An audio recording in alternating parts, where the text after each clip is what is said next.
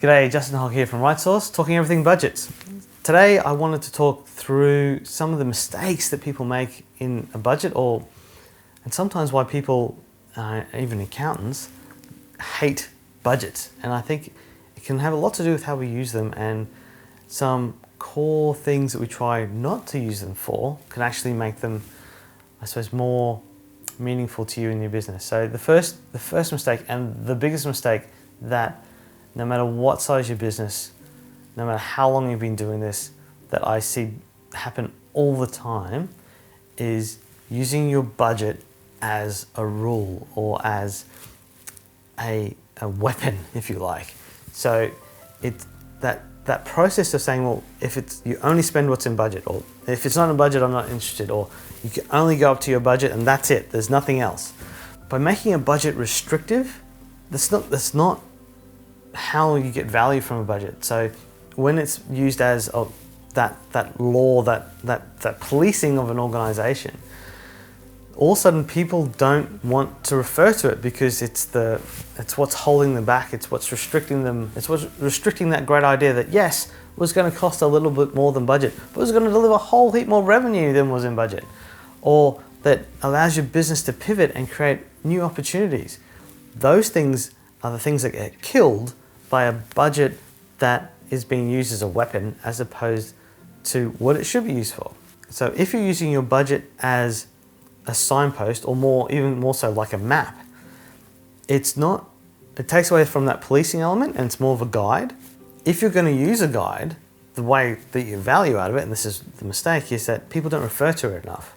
So if you're not going back and looking at how you're going against your budget, if you're not going, well, this is where we thought we would be going, is that the direction we're still heading?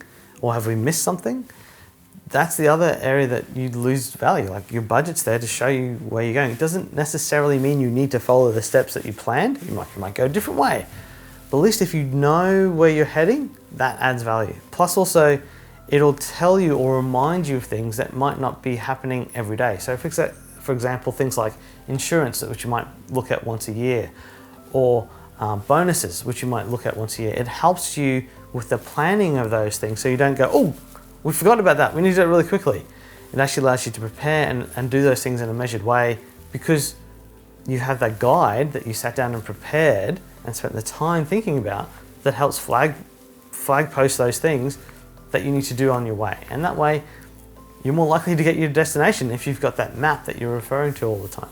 The last issue or problem that budgets cause, and that can actually make them more detrimental to a business, or even useless to a business, is when there's a big change and you don't change your budget. So I'm not talking about a change like where you lose a client, or you lose a key employee. That hurts, and that there definitely is adjustment that needs to happen in the business, but that happens reasonably regularly. That's part of day-to-day running a business. What I'm talking about is where there's a fundamental shift in the way something happens. So like, say a regulation comes in place that says you can't operate the way you've been operating before, or there's an economic crisis, or there's a health crisis, or there's something that fundamentally shifts the way you have to do business.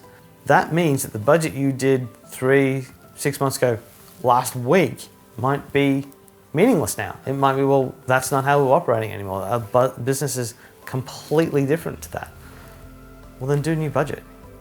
Set some new signposts, set a new guide, like sit down, and it's a good exercise to do if there's been a fundamental shift and you're like, I don't know what's going to happen now.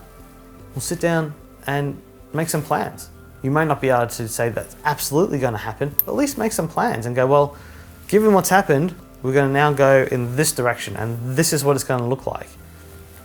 Then you follow that. Then you've got a new budget, or a new forecast, if you want to call it that, to go and follow. By staying stuck in the budget that you set before, it's meaningless. Comparing to it is meaningless. It doesn't help anymore. So get rid of it, move on, do something different. So they're the three things in terms of mistakes in using budgets that I would always talk about. Is 1, don't use it as a weapon, use it as a guide, as a map. 2, look at it often. Use it as that guide and that signpost to make sure you're on target. And 3, if something fundamentally shifts and you don't think that budget is worth anything anymore, do a new one, refresh it, make it worthwhile. And that way, that budgeting process will actually add value to your business and help you hopefully get to the goals that you're looking for. Nice sharp one on budgeting this week. If you found that useful, please feel free to subscribe. There's some other videos on budgeting, both how you create one, tips, tricks in terms of that process, so you can get some value out of it. And also, if you'd like some help on budgeting or minimizing the amount of work you have to do on budgeting, or even looking at ways that you don't have to do budgeting, definitely feel free to reach out. Happy to share some insights and some methods you can do in that. Either chuck a comment below or check me out on LinkedIn and send me a message.